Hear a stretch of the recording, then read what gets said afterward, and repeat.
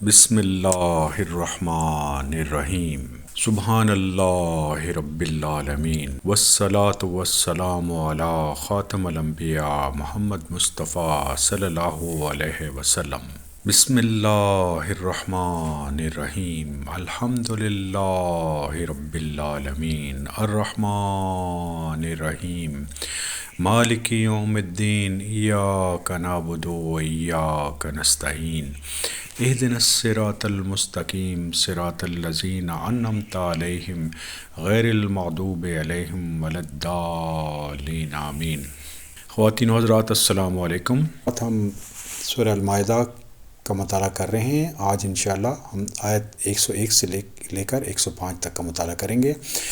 اس سے پہلے اللہ تعالیٰ نے 100 آیت میں اللہ تعالیٰ نے ارشاد فرما دیا ہے کہ طیب چیز اور خبیث چیز برابر نہیں ہے۔ بے شک آپ کو طیب چیز جو انسانوں کو جو خبیث چیز ہے وہ انسان کو اٹریکٹ کرتی ہے، لیکن ہمیں اللہ تعالیٰ کا تقوی اختیار کرنا چاہیے، یعنی ان چیزوں سے بچنا چاہیے تاکہ ہم فلاح پا سکیں۔ سورہ المائدہ 101۔ اے ایمان والو، ایسی باتیں مت پوچھو کہ اگر تم پر ظاہر کر دی جائیں تو تمہیں ناگوار ہوں، اور اگر تم زمانہ نزول قرآن میں ان باتوں کو پوچھو گے تو تم پر ظاہر کر دی جائیں گی۔ سوالات گزشتہ اللہ نے معاف کر دی ہے، اور اللہ بڑی مغفرت کرنے والے اور حلم والے ہیں۔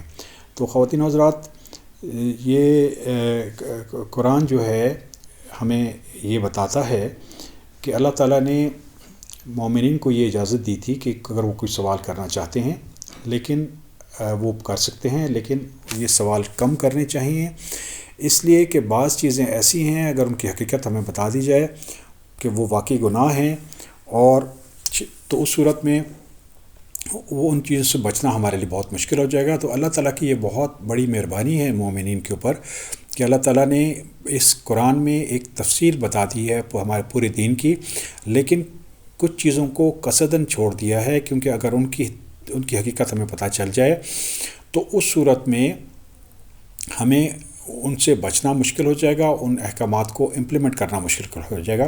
بے شک اللہ پاک بہت غفور الحلیم ہیں اور اپنے بندوں پر رحم فرماتے ہیں۔ سورہ المائدہ 102۔ ایسی باتیں تم سے پہلے لوگوں نے بھی پوچھیں اور پھر ان باتوں سے منکر ہو گئے۔ تو موسیٰ علیہ السلام سے ان پرٹیکولر لوگوں نے اس طرح کی گفتگو کی، بنی اسرائیل نے اس طرح کی گفتگو کی، ہر چیز کے بارے میں کھوج کرنے کی کوشش کی، اور اس کے بعد جب اللہ تعالیٰ نے واضح احکامات بھجوا دیے تو وہ ان باتوں سے منکر ہو گئے۔ تو اللہ رب العالمین نے اپنے بندوں پر بہت رحم کیا ہے کہ بہت ساری چیزیں اللہ رب العالمین کی وضاحت نہیں فرمائی، کیونکہ گناہ اور نیکی بہت واضح ہیں، کچھ چیزیں ان کے درمیان ہیں، اور ہمیں جس کے دل میں تقوی ہو اس کو آئیڈیا ہو جاتا ہے کہ کیا برائی ہے اور اس سے اس کو بچنا چاہیے۔ سورہ المائدہ 103۔ اللہ تعالیٰ نے نہ بحیرہ کو مشروع کیا ہے، نہ صاحبہ کو، نہ وسیلہ کو، اور نہ حام کو، لیکن جو لوگ کافر ہیں اللہ تعالیٰ پر جھوٹ باندھتے ہیں، اور اکثر کافر عقل نہیں رکھتے۔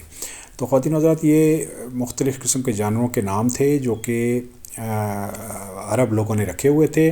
اللہ تعالیٰ نے اس طرح کا کوئی حکم نہیں دیا تھا، اور ایسے لوگ اللہ تعالیٰ پر جھوٹ بولتے تھے، اور موسٹلی ان لوگوں میں عقل کی کمی تھی۔ سورہ مائدہ 104۔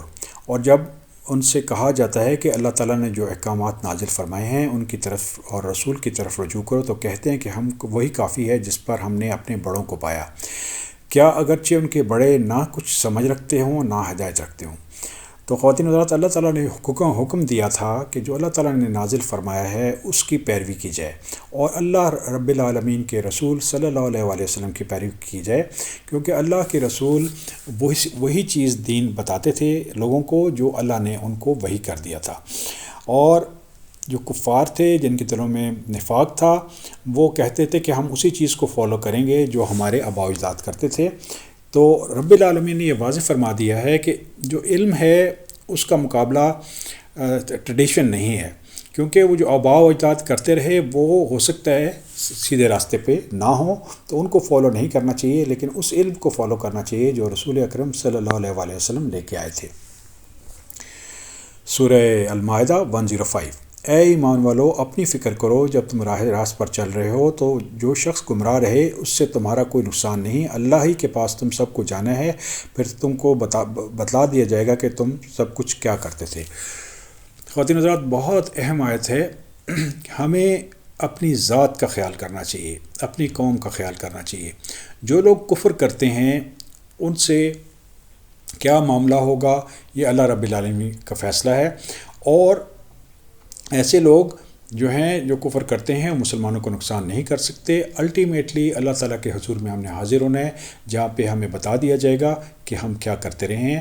اللہ رب العالمین سے دعا ہے کہ ہم پر رحم فرمائیں اور ہماری مغفرت فرمائیں۔ الحمدللہ رب العالمین۔